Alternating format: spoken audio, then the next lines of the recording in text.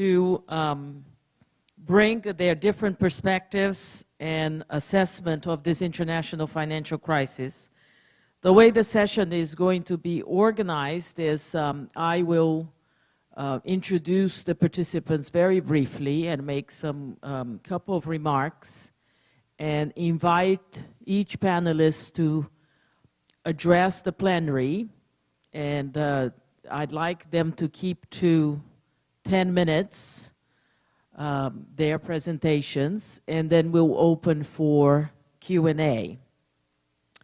We have here today Devesh Kapoor from the University of Pennsylvania, Patrick Watson from the Institute of Social and Economic Studies at the University of West Indies, Anthony Birchwood from the Caribbean Center for Money and Finance at the University of West Indies, and Mr. Winston Dukaran, the head of COP. He's not yet here with us, but we will start the discussions, and he will join us when he comes in a few minutes.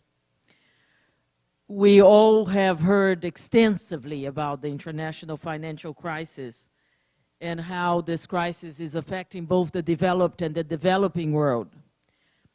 Being in the Caribbean, with a number of countries that are high-income countries, quite developed, high middle-income countries, and the whole spectrum of economic development.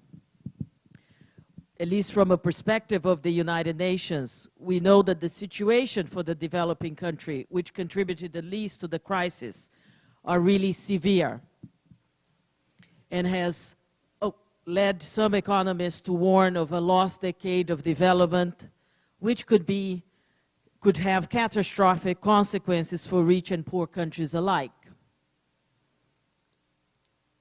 Good morning. Good to see you.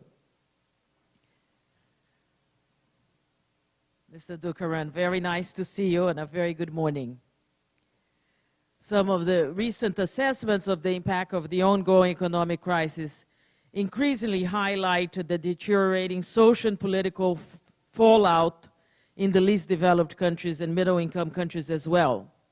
Prospects for an early recovery have faded, forcing countries to prepare for a prolonged downturn in trade, investment, and employment. The United Nations assesses that in 2009, for the first time in history, global economic growth has entered negative territory. Credit flows have dried up, and major investment firms and lending institutions have been wiped out off the map. Jobs are disappearing by more than 1 million a month, according to the ILO, and trade has dropped at the steepest rate since the Great Depression, as the World Trade Organization has observed. Different organizations, financial institutions, governments, and groups, the group of the 20, the group of 8, have made a number of assessments and prescribed different approaches to addressing. What I hope we will hear today from our panelists is an assessment of the origins of the crisis, and more importantly, what would be some feasible responses to this crisis.